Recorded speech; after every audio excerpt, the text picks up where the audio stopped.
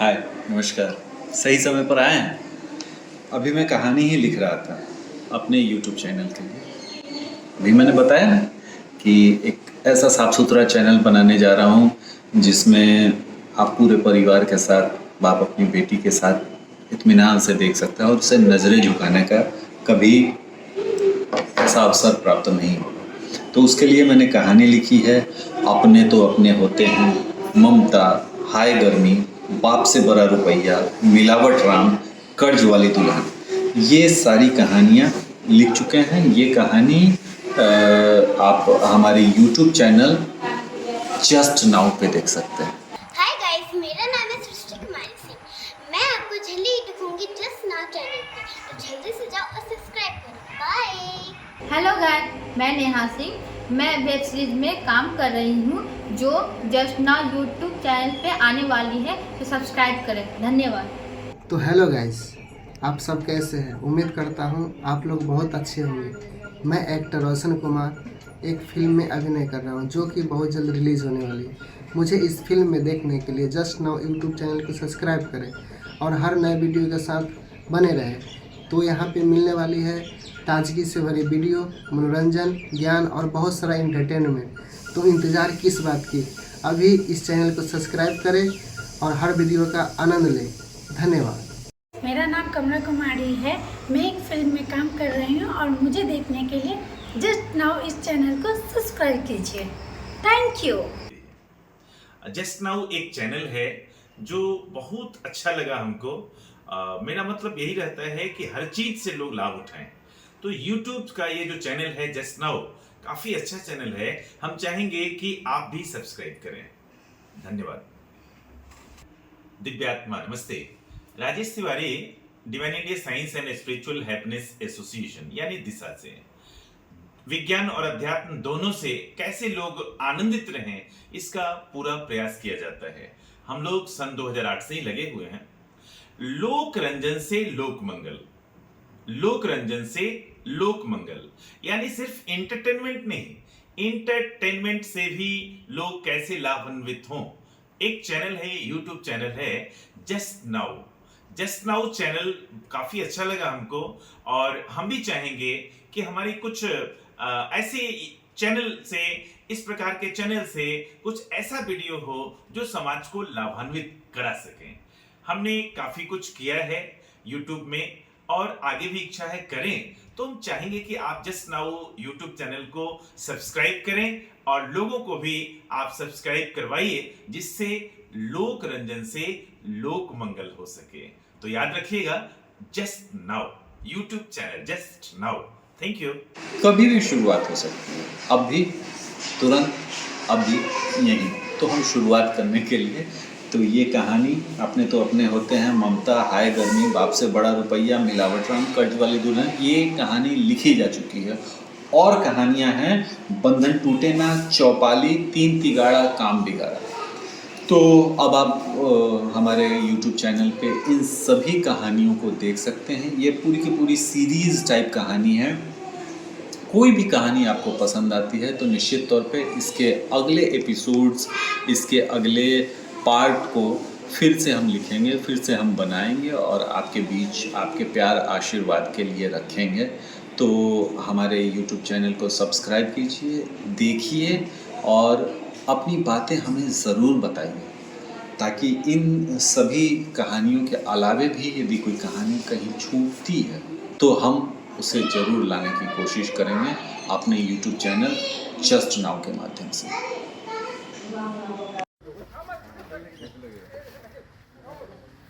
नहीं होता ना। नमस्कार, मैं हूं ज्ञानेश गौतम। जी हाँ, ज्ञानेश गौतम। 1996 से रंगमंच, अभिनय, अभिनेताओं, इन सभी चीज़ों का काम करता आ रहा हूँ। सक्रिय हूँ 1996 से। हमें लगता है लगभग 28-29 साल हो गए। 2001 में मैंने पहली बार मीडिया के लिए काम किया था। तो 2001 में पहली बार पटना दूरदर्शन के लिए टेली फिल्म बनी थी और उसमें बतौर एक्टर मैंने काम किया था। उसके बाद से ये सिलसिला अनवरत जारी रहा। एक्टिंग करने के साथ साथ कभी कुछ कुछ लिखने का भी मौका मिलता था। तो पटना दूरदर्शन पे ही दर्जनों टेलीफिल्में बनी जिसमें मैंने अभिनय भी किया, एक दो की लेखनी भी की। तो लेखनी को लोगों ने ज़्यादा पसंद करना शुरू किया कि आप लिखते बहुत अच्छा है। खैर ठीक है। समय 2004 में मेरी लिखी हुई एक सीरियल बनी जो दूरदर्शन पर प्रसारित हुई, पीरितिया के डोर। अमित मिश्रा इसके राइटर प्रोड्यूसर थे और मैं उसमें एक्टिंग भी करता था और एक्टिंग के साथ साथ मैं उसका असिस्ट भी करता था। चूँकि मैं राइटर था तो अमित जी को, चूँकि वो अमित जी मेन हीरो भी थे उसमें, तो उनको समय थोड़ा कम मिलता था तो मुझे असिस्ट भी करना पड़ता था। तो असिस्ट भी किया, बहुत सारे एपिसोड में मैंने एक्टिंग भी की। तो वो सिलसिला 1-1.5 सालों तक चला।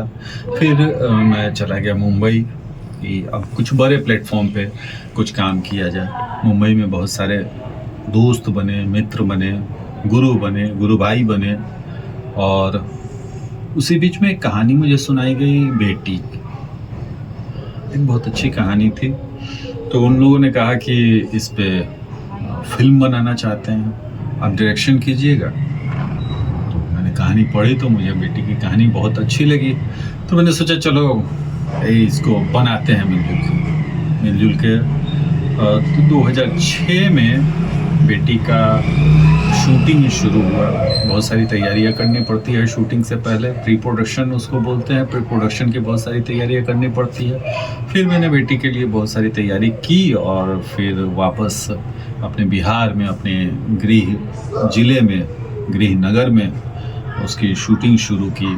आसपास के गाँवों में भी उसकी शूटिंग हुई और ये शूटिंग लगभग 3 महीने तक चली। ब्रेक कर करके होता था, क्योंकि उतना ज़्यादा एक्सपीरियंस तो नहीं था, थोड़ा बहुत हुआ था टीवी के वजह से, लेकिन बहुत ज़्यादा एक्सपीरियंस नहीं था।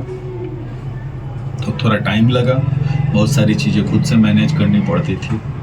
तो वो सब करते करते कुछ टाइम लगा, कुछ समय लगा, लेकिन अंततः 2006 के दिसंबर में ये फिल्म मैंने कंप्लीट शूट कर ली। फिर मैं एडिट पे गया और उसका प्रोडक्शन, उसको पोस्ट प्रोडक्शन बोलते हैं, तो पोस्ट प्रोडक्शन उसका हुआ। एडिट करके 14 अप्रैल 2007 को ये फिल्म सिनेमा घर में प्रदर्शित हुई। कई कारण थे, बहुत अच्छी नहीं चली, लेकिन फिर भी समाज में एक नाम हुआ कि कम से कम इसने फिल्म बना के टांग तो लिया। बहुत सारी फिल्में बनती हैं लेकिन लग नहीं पाती, टंग नहीं पाती। तो हमें लगता है कि 100 फिल्में यदि बनने के दौर पे चलती है तो उसमें से 70 फिल्में टंग नहीं पाती, 30 फिल्में टंग जाती है। तो 30 जो फिल्में टंग गई और उसके बाद हिट होना, फ्लॉप होना, ये तो दर्शक के लिए है, वो दर्शक की जिम्मेवारी होती है, उस पर कोई कुछ नहीं कह सकता। तो फिल्म चली, मतलब 1-1.5 हफ्ता तक एक थिएटर में चल रही थी और उसको भी औसत कहते हैं, वो बिल्कुल फ्लॉप तो नहीं थी, लेकिन बिना एक्सपीरियंस के खुद से सिनेमा बनाना, खुद से उसको टांगना, कितने परमिशंस लेने पड़ते हैं, कितना कुछ झेलना पड़ता है, ये एक निर्माता निर्देशक ही समझ सकता है। और आप लोगों में यदि कोई निर्माता निर्देशक और आजकल तो कंटेंट क्रिएटर होते हैं, तो ऐसे कुछ लोग हैं जो छोटे छोटे वीडियोस बनाते हैं, तो वो भी इस चीज़ को समझ सकते हैं। फिर लिखने की दौर चली और बहुत सारी फिल्में मैंने लिखी, बड़े बड़े डायरेक्टर ने उस पर काम किया, फिल्में हिट भी हुई, बहुत नाम ख्याति मिला। लेकिन एक दौर ऐसा भी आया, कई परिस्थितियाँ हुई, एक लंबी बातचीत हो सकती है, मैं उतने लंबे में नहीं जाना चाहूँगा, लेकिन कई परिस्थितियाँ आई कि मुझे 2009 में, जून 2009 में मुझे मुंबई छोड़ना पड़ा। मैं छोड़ के वापस चला आया और बहुत दिनों तक फिर वापस अपने थिएटर की ज़िंदगी में थिएटर करने लगा, थिएटर में जुड़ा रहा। अब चूँकि मैंने फिल्में राइट की थी, फिल्मों का निर्देशन किया था, बहुत सारी फिल्मों में असिस्टेंट था, तो अब नाटकों में भी जब थिएटर में करने लगा तो पहले एक्टर हुआ करता था, अब डायरेक्टर के रूप में मुझे करना पड़ता था। क्योंकि उस समय के सारे डायरेक्टर रिटायर हो गए या फिर कहीं कहीं दूसरे कामों में लग गए, तो थिएटर में तो कोई पैसा वैसा होता नहीं है, तो जब तक युवा एनर्जी है तब तक तो चल जाता है। लेकिन जब पारिवारिक बोझ पड़ती है तो फिर समझ में आता है कि भाई ये नहीं, अब कुछ करना पड़ेगा। तो वो विषय जो थिएटर है उससे विषयांतर लोग हो जाते हैं और इधर उधर किसी दूसरे कामों में चले जाते हैं। तो चले गए। हमारे डायरेक्टर थे चमन जी, हमारे डायरेक्टर थे अरविंद कुमार जी, अरविंद पोद्दार जी, ये सारे लोग कहीं कहीं चले गए। फिर मुझे डायरेक्शन की जिम्मेवारी मिली और फिर मेरे डायरेक्शन में भी दर्जनों नाटक किए। इसी बीच हमारे बहुत अच्छे प्यारे मित्र हैं, उन्होंने अपना प्रोडक्शन हाउस खोला था। तो एक जी का एक चैनल लॉन्च हो रहा था बिहार में, तो उसके लिए वो सीरियल बना रहे थे। तो अप्रोच किया हम लोगों से, हमारी टीम से, तो हम लोगों ने उनकी मदद की और बिहार में एक सीरियल बनाई दबंग चुनरिया। दबंग चुनरिया काफ़ी चर्चित सीरियल जी के लिए बनी। उसमें मैंने एक्टिंग भी किया था और उसका प्रोडक्शन देखने का, चूँकि मेरे भरोसे पूरी की पूरी टीम आई थी मुंबई से और वो लोग यहाँ सीरियल कर रहे थे। तो बिहार बेस्ड कहानी थी, तो दबंग चुनरिया किया। उसके बाद से मैं कंटिन्यू थिएटर। फिर कुछ दिनों पहले 2-2.5 साल 3 साल पहले की बात थी, जैसे ही कोरोना ख़त्म हुआ, कोरोना का वो भयावह दौर ख़त्म हुआ, तो फिर उन लोगों ने जो दबंग चुनरिया बनाई थी, उन लोगों ने फिर से मुझसे संपर्क किया, मेरे पास आए और उन लोगों ने फिर यूट्यूब का दौर चलाया। बहुत सारे लोग, हमारे बहुत सारे मित्र यूट्यूब पे अपने शॉर्ट वीडियोस का ज़माना, बड़ी बड़ी फिल्में कम बनने लगी, शॉर्ट वीडियोस बनने लगे, उसमें भी अच्छे अच्छे वीडियोस बनने लगे। छोटे छोटे लड़के अपने ही स्तर पे जो भी वो हो सकता था, तो वो एक दौर, एक क्रेज़ चलने लगा। खैर मैं तब तक अछूता था, तो उन्होंने कहा कि मैं यूट्यूब चैनल बना रहा हूँ और यूट्यूब चैनल पे मुझे आपका साथ चाहिए। तो मैं फिर से जैसे दबंग चुनरिया में उनका साथ दिया था, उसी तरह फिर से उनके बहुत सारे सीरीज़ बने। बंटवारा बना, बिया कटवा बना, फिर बेटी वियोग करके कुछ बनना था, बैचलर गोविंदा बना, फिर बनी साली की जालसाजी जो यूट्यूब पे बड़ी नाम कमाए।